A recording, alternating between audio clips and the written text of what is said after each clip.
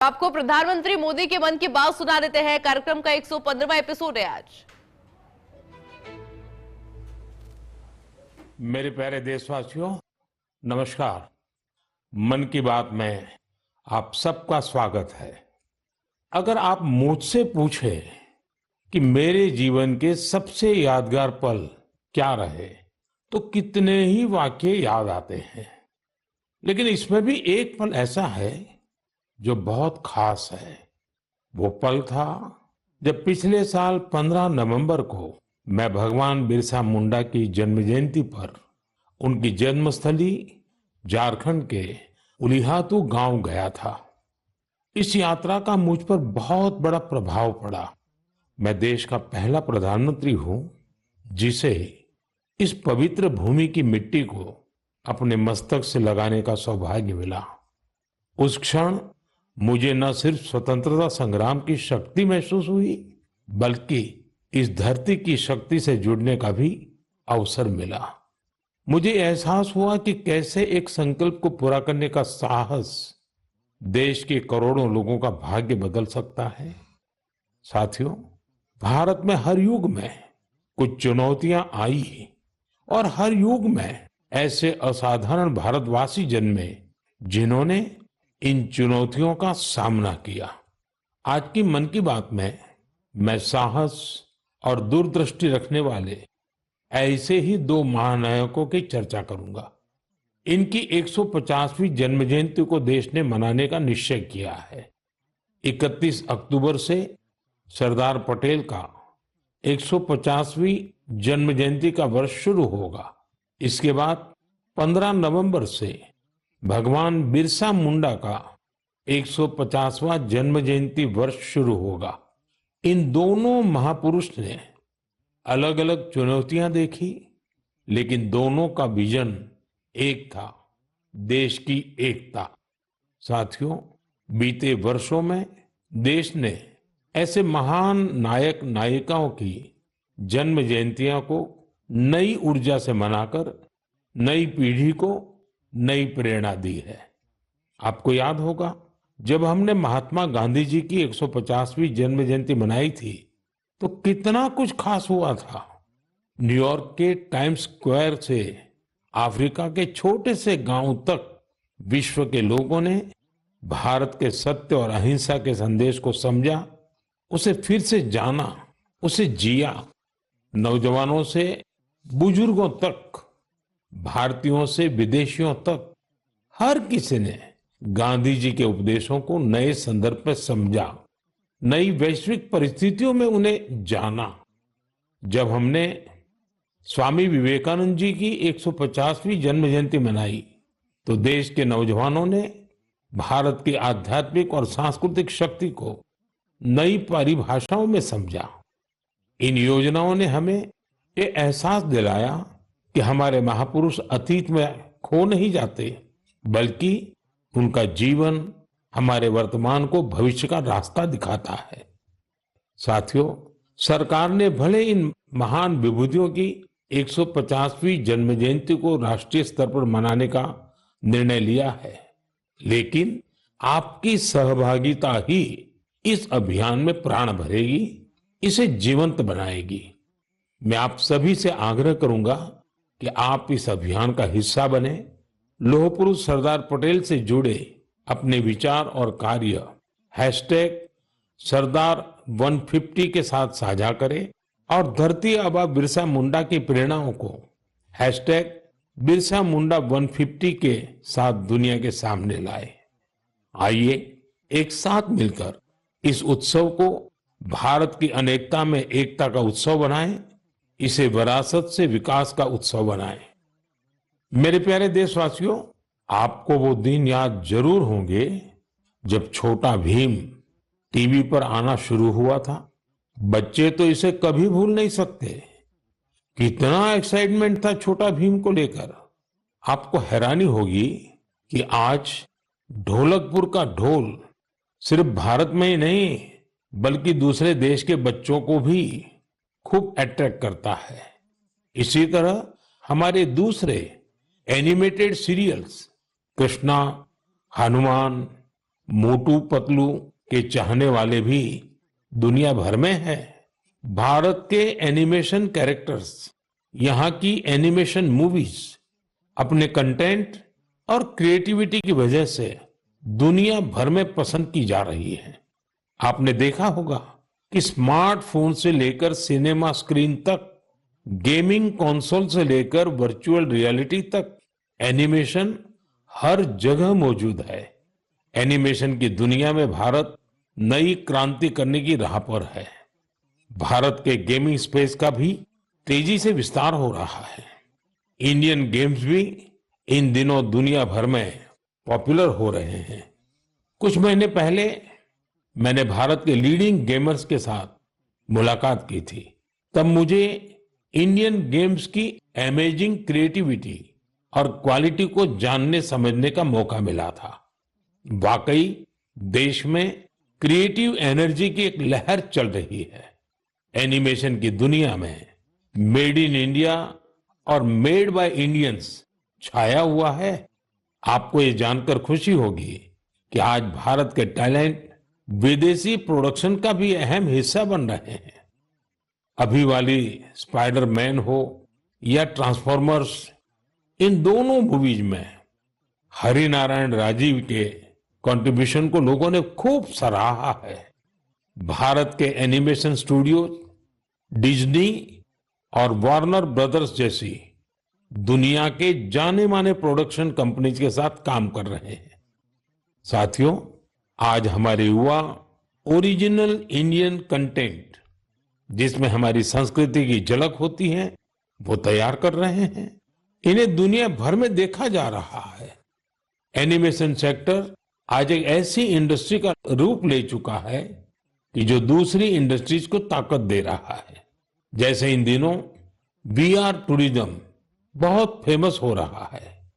आप virtual tour के माध्यम से अजंता की गुफाओं को देख सकते हैं, कोणार्क मंदिर के कॉरिडोर में टहल सकते हैं या फिर वाराणसी के घाटों का आनंद ले सकते हैं।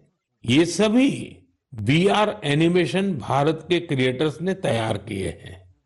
वीआर के माध्यम से इन जगहों को देखने के बाद कई लोग वास्तविकता में इन पर्यटन स्थलों का दौरा करना चाहते हैं। यानी टूरिस्ट डेस्टिनेशन का वर्चुअल टूर लोगों के मन में जिज्ञासा पैदा करने का माध्यम बन गया है। आज इस सेक्टर में एनिमेटर्स के साथ ही storytellers, writers, voice over experts, musicians, game developers, VR और एआर एक्सपर्ट्स, उनकी भी मांग लगातार बढ़ती जा रही है। इसलिए मैं भारत के युवाओं से कहूंगा, अपनी क्रिएटिविटी को विस्तार दे। क्या पता दुनिया का अगला सुपरहिट एनिमेशन आपके कंप्यूटर से निकले। अगला वायरल गेम आपका क्रिएशन हो सकता है। एजुकेशनल एनिमेशंस में आपका इनोवेशन बड़ी सफलता हासिल कर सकता है। इसी 28 अक्टूबर को यानी कल वर्ल्ड एनिमेशन डे भी मनाया जाएगा। आइए हम भारत को ग्लोबल एनिमेशन पावर हाउस बनाने का संकल्प लें। मेरे प्यारे देशवासियों, स्वामी विवेकानंद ने एक बार सफलता का मंत्र दिया था। उनका मंत्र था, कोई एक आइडिया लीजिए, उस एक आइडिया को अपनी जिंदगी बनाइए, उसे सोचिए, उसका सपना देखिए, उसे जीना शुरू करिए। आज आत्मनिर्भर भारत अभियान भी सफलता के इसी मंत्र पर चल रहा है। ये अभियान हमारी सामूहिक चेतना का हिस्सा बन गया है, लगातार पग पग पर हमारी प्रेरणा बन गया है।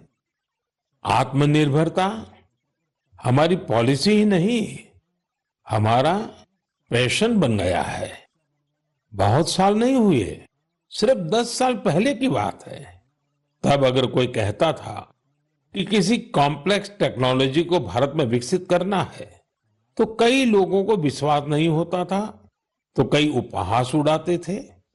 लेकिन आज वही लोग देश की सफलता को देखकर अचंभे में रहते हैं। आत्मनिर्भर हो रहा भारत हर सेक्टर में कमाल कर रहा है। आप सोचिए, एक जमाने में मोबाइल फोन इंपोर्ट करने वाला भारत आज दुनिया का दूसरा सबसे बड़ा मैन्युफैक्चरर बन गया है। कभी दुनिया में सबसे ज्यादा डिफेंस इक्विपमेंट खरीदने वाला भारत आज 85 देशों को एक्सपोर्ट भी कर रहा है। स्पेस टेक्नोलॉजी में भारत आज चंद्रमा के साउथ पोल पर पहुंचने वाला पहला देश बना है। और एक बात तो मुझे सबसे ज्यादा अच्छी लगती है, वो ये है कि आत्मनिर्भरता का ये अभियान अब सिर्फ सरकारी अभियान नहीं है।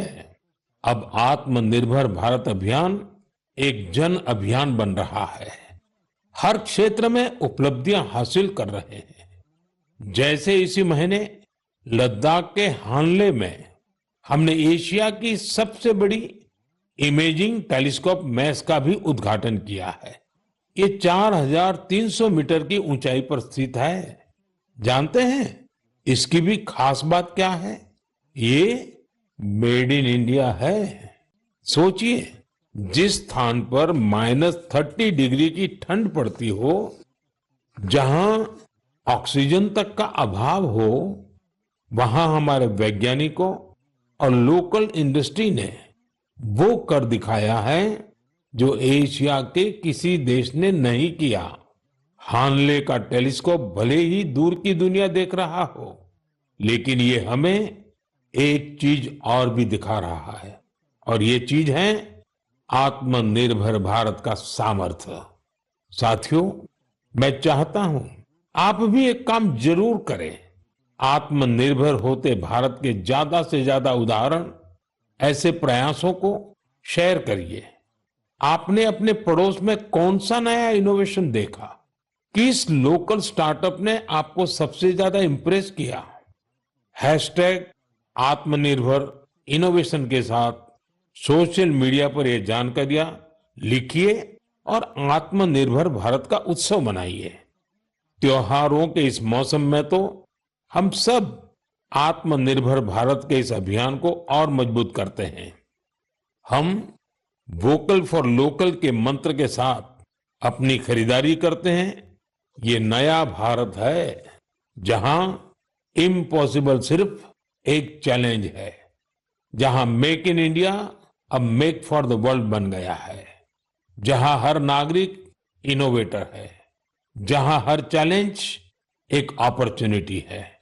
हमें न सिर्फ भारत को आत्मनिर्भर बनाना है, बल्कि अपने देश को इनोवेशन के ग्लोबल पावर हाउस के रूप में मजबूत भी करना है। मेरे प्यारे देशवासियों, मैं आपको एक ऑडियो सुनाता हूं। हेलो सर नमस्ते सर।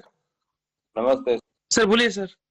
देखिए, ये जो आपने एफआईआर नंबर मुझे सेंड किया है, इस नंबर के खिलाफ 17 कंप्लेंट्स हमारे पास। आप ये नंबर यूज कर रहे हैं? मैंने नहीं यूज करता हूँ सर। अभी कहाँ से बात कर रहे हो? सर कर्नाटका सर, वो घर में हूँ सर। ओके, इसके लिए आप अपनी स्टेट में रिकॉर्ड करवाइए ताकि ये नंबर ब्लॉक कर दिया जाए, फ्यूचर में आपको कोई प्रॉब्लम ना हो। Okay, yes sir. अभी मैं आपको कनेक्ट कर रहा हूँ, ये आपका इन्वेस्टिगेशन ऑफिसर है। आप अपनी स्टेट में रिकॉर्ड करवाइए ताकि ये नंबर ब्लॉक कर दिया जाए। Okay, yes sir, yes sir, yes sir. अब बताइएगा मैं किसके साथ बात कर रहा हूँ। अपना आधार कार्ड मुझे शो कीजिएगा वेरीफाई करने के लिए, बताइएगा। सर मेरे पास अभी नहीं है sir Aadhaar card sir, please sir. Phone आपके फोन में है? नहीं सर। फोन में आधार कार्ड की पिक्चर नहीं है आपके पास? नहीं सर। नंबर याद है आपको? सर नहीं है सर, नंबर भी याद नहीं है सर। हमने सिर्फ वेरीफाई करना है। ओके, वेरीफाई करने के लिए। नहीं सर। आप डरिए ना, डरिए ना। अगर आपने कुछ नहीं किया तो आप डरिए ना। हाँ सर, हाँ सर। अगर आपके पास आधार कार्ड है तो मुझे दिखा दीजिए वेरीफाई करने। नहीं सर, नहीं सर, मैं गांव को आया था सर, घर में है सर। ओके,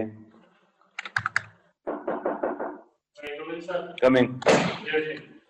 जय हिंद। इस व्यक्ति के वन साइड वीडियो का रिकॉर्ड करो as per the protocol. Okay, ये ऑडियो सिर्फ जानकारी के लिए नहीं, ये कोई मनोरंजन वाला ऑडियो नहीं है। एक गहरी चिंता को लेकर के ऑडियो आया है।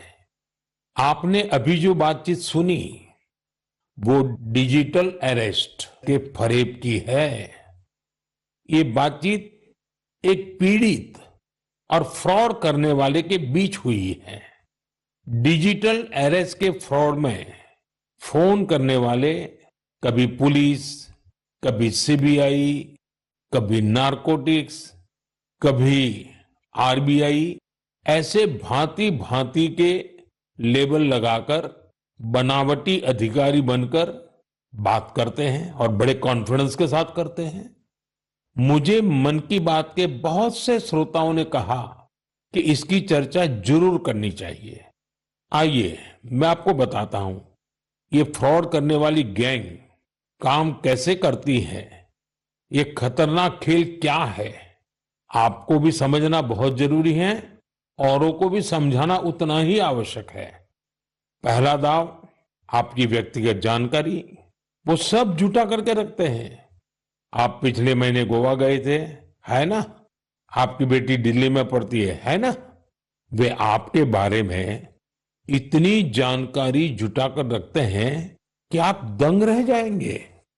दूसरा दाव, भय का माहौल पैदा करो।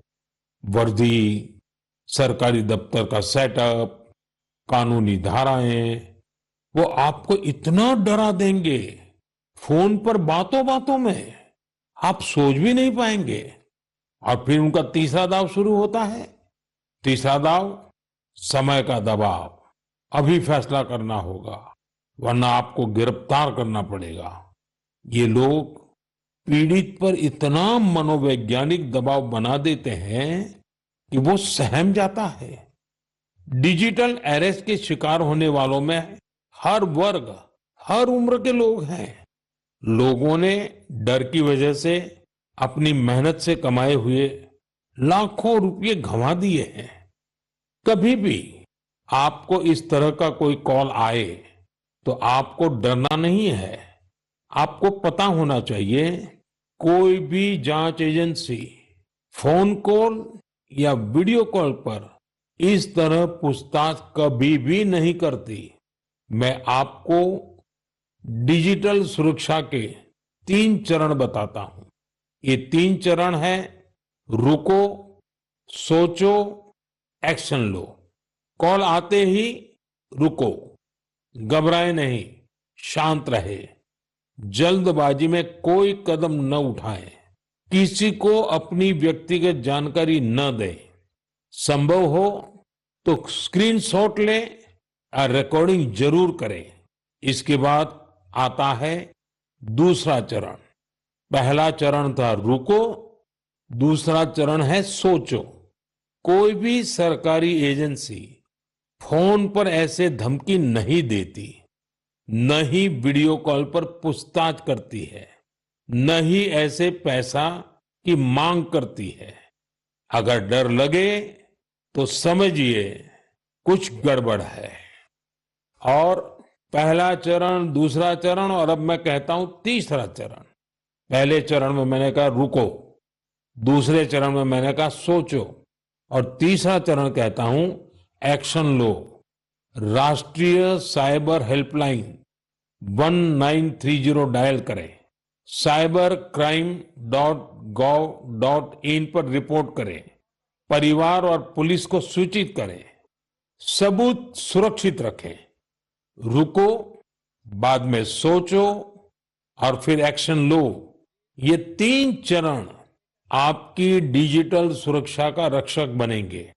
साथियों, मैं फिर कहूंगा, डिजिटल अरेस्ट जैसी कोई व्यवस्था कानून में नहीं है। ये सिर्फ फ्रॉड है, फरेब है, झूठ है, बदमाशों का गिरोह है। और जो लोग ऐसा कर रहे हैं वो समाज के दुश्मन है। डिजिटल अरेस्ट के नाम पर जो फरेब चल रहा है उससे निपटने के लिए तमाम जांच एजेंसियां राज्य सरकारों के साथ मिलकर काम कर रही है।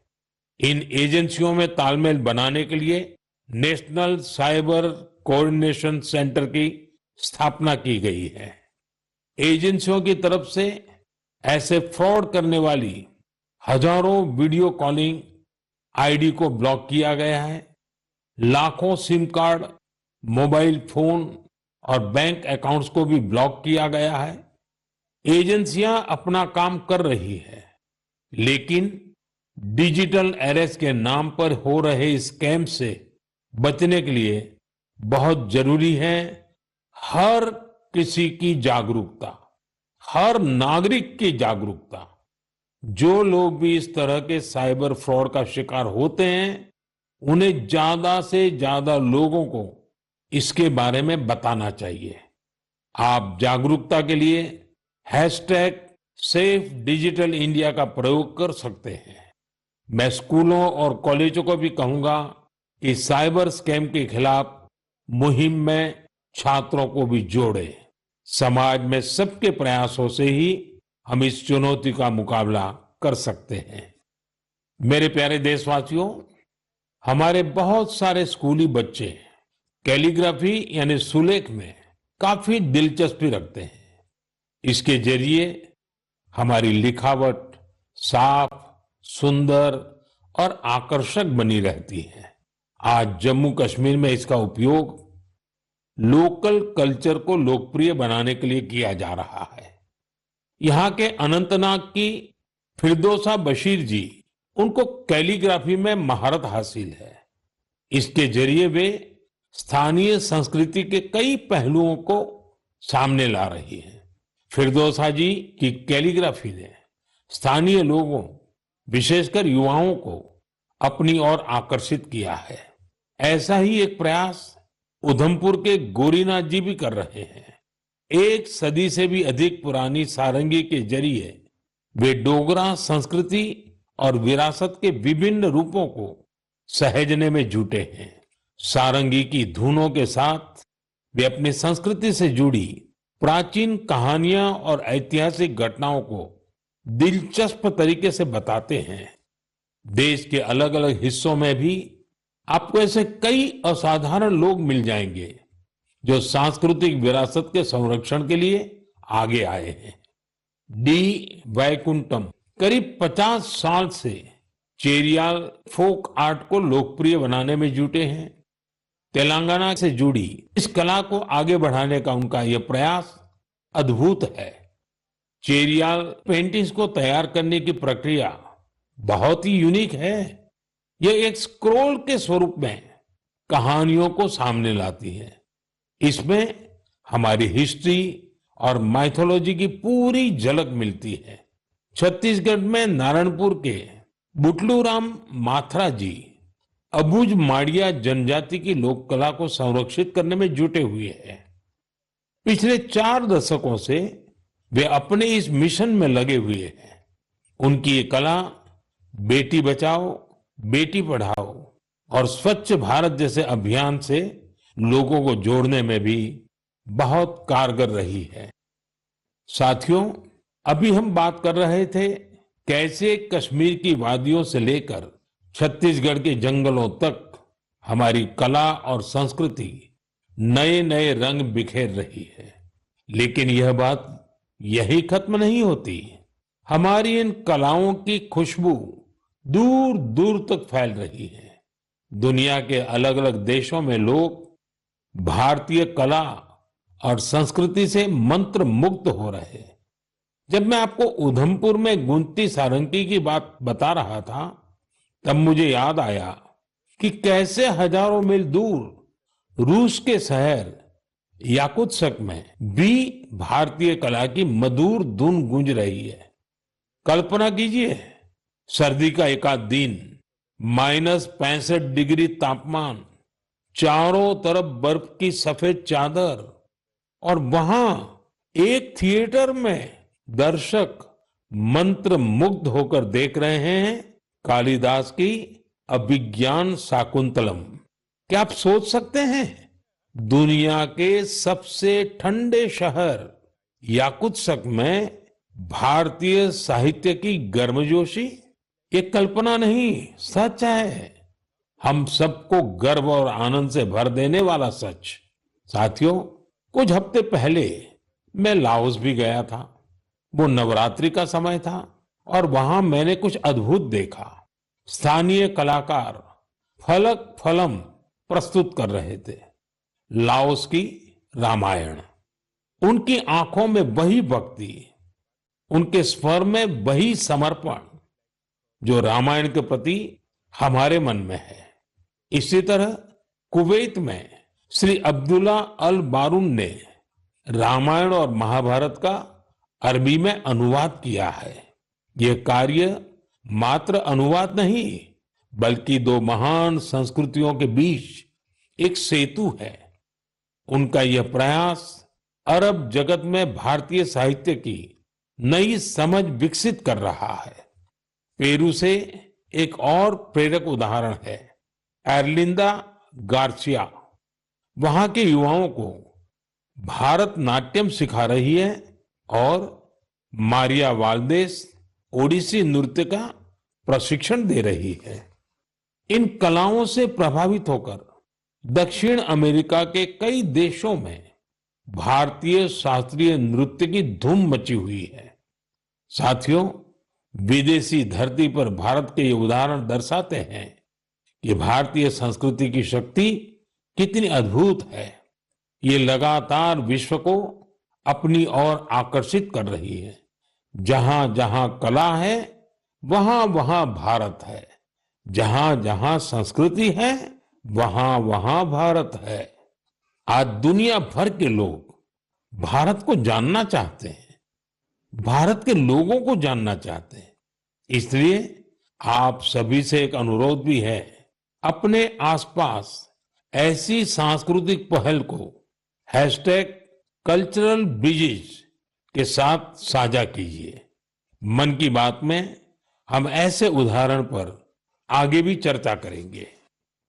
मेरे प्यारे देशवासियों, देश के बड़े हिस्से में ठंड का मौसम शुरू हो गया है, लेकिन फिटनेस का पैशन, फिट इंडिया की स्पिरिट, इसे किसी भी मौसम से फर्क नहीं पड़ता।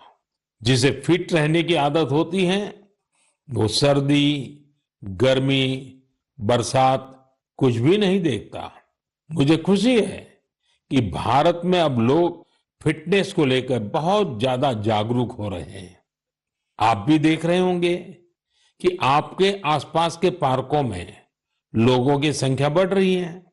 पार्क में टहलते बुजुर्गों, नौजवानों और योग करते परिवारों को देखकर मुझे अच्छा लगता है।